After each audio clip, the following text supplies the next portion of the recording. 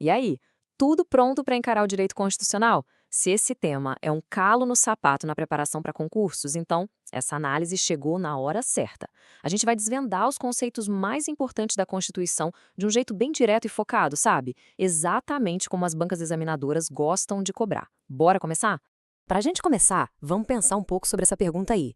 Afinal, por que uma Constituição não é só mais uma lei qualquer no meio de tantas outras? Entender isso, olha, é a chave para dominar todo o resto. Tem a ver com hierarquia, com poder e, claro, com a base de tudo que é o Estado. Tá aqui o nosso mapa da mina. A gente vai construir o conhecimento passo a passo. Começamos pela base, depois passamos pelas classificações, aplicamos em técnicas de prova, resolvemos uns casos e, no final, a gente se blinda contra aqueles erros clássicos. Uma jornada completa, hein? Bom, tudo começa por aqui. Sem uma base bem sólida sobre o que de fato é a Constituição e para que ela serve, o resto do estudo fica meio bambo, né? Então, vamos firmar esses pilares agora mesmo. No sentido que realmente interessa para a gente nas provas, a Constituição é basicamente isso, um documento formal. Pensa nela como um manual de instruções do Estado. É ali que a gente encontra as regras do jogo, como o poder é dividido, quem governa e o que é crucial, quais são os limites desse poder. E aqui, olha, tá a ideia mais importante de todas. A Constituição não está no mesmo nível que as outras leis, de jeito nenhum. Ela está lá no topo. Todas as outras normas, sem nenhuma exceção, precisam respeitar a Constituição e encontrar nela sua razão de existir. Essa aqui é a famosa pirâmide das normas. É a melhor forma de visualizar o que a gente está falando. A Constituição lá no topo, soberana, abaixo dela vem as leis, e lá na base os atos inferiores, tipo decretos. A regra é super clara. Uma norma de um degrau de baixo nunca, jamais pode contrariar uma do degrau de cima. Simples e muito poderoso. Certo! Mas o que tem dentro desse documento tão importante? Basicamente, é o DNA do Estado. Como ele se organiza, a famosa separação dos poderes, quem tem competência para fazer o quê, a lista dos nossos direitos mais básicos e, muito importante, os objetivos que o Estado tem que perseguir. E aqui vai a primeira dica de ouro para a prova. Quando uma questão fala em controle de constitucionalidade, ela está falando exatamente disso, daquele mecanismo que verifica se uma lei ou um ato lá debaixo da pirâmide está desrespeitando a Constituição lá no topo. E se estiver, bom, aí essa lei é inválida. Ok, a base está sólida, então vamos avançar um pouco. Agora a gente vai entender as consequências dessa hierarquia e como as constituições podem ser classificadas. Isso é um prato cheio para os examinadores, viu? Essa é a consequência direta daquela pirâmide que a gente acabou de ver. Se um ato é incompatível com a Constituição, ele se torna inválido. Um decreto, uma lei, qualquer coisa que afronte a Constituição é como se nem existisse para o direito. É nulo, não produz efeito nenhum. Agora, atenção total aqui. Esse ponto é crucial para as provas. Os direitos fundamentais têm, digamos, duas faces.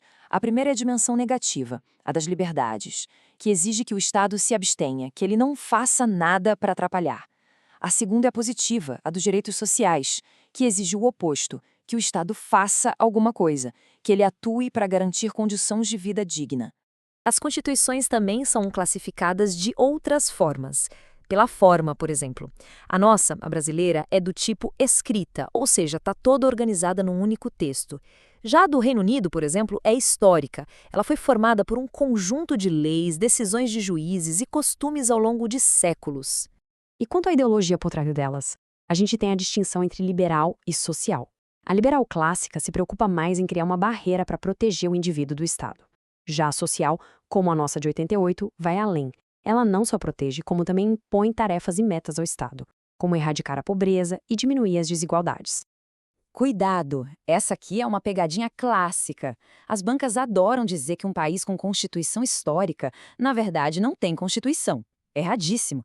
Tem sim, só que as regras não estão todas juntas num livro só. Elas estão espalhadas em várias fontes diferentes. Tudo bem, a teoria está vista. Agora vamos para a parte que, convenhamos, mais interessa, né? Como usar tudo isso para gabaritar as questões da prova. Vamos às técnicas. Na hora de ler o enunciado, é preciso ser um detetive. Procure por pistas. Palavras como liberdade ou não intervenção já acendem uma luz para a dimensão negativa. Agora, se aparecer política pública ou serviço, isso grita dimensão positiva. E sempre use a pirâmide para justificar a invalidade de alguma norma. Para nunca mais esquecer a diferença entre as dimensões dos direitos, anota esse macete. Pense em duas chaves. A chave 1, das liberdades, tem uma plaquinha com a inscrição "Não faça". A chave 2, dos direitos sociais, tem outra inscrição "Faça". Simples e super eficaz. E essa dica aqui é consequência direta do macete. Qualquer alternativa que dê a entender que direitos como saúde, educação ou moradia são garantidos com o Estado de braços cruzados, está errada. Sem a menor sombra de dúvida, incorreta. Esses direitos exigem um Estado ativo. Bom, chegou a hora de ver a teoria funcionando na prática. Vamos resolver juntos alguns casos que são a cara da prova, para deixar tudo bem amarradinho. Olha que exemplo perfeito da nossa Constituição. O artigo 6º é o coração dos direitos sociais. E a Emenda Constitucional 114, que é bem recente, incluiu ali o direito à renda básica. Isso não é uma sugestão, gente, é uma ordem. O Estado tem o dever de criar um programa para tornar esse direito realidade. É a dimensão positiva na sua forma mais pura. Primeiro caso, imagina que um decreto da prefeitura proíba qualquer manifestação que não tenha sido avisada com antecedência. A pergunta é, esse decreto vale? Pode isso? Vamos aplicar nosso método. Primeiro passo, direito de reunião é uma liberdade, dimensão negativa. Segundo, o ato administrativo está lá na base da pirâmide. Terceiro, a Constituição lá no topo garante esse direito. Conclusão, o ato que restringe esse direito de forma indevida é inválido, é inconstitucional. Simples assim. Segundo caso, uma afirmação que é a cara da prova.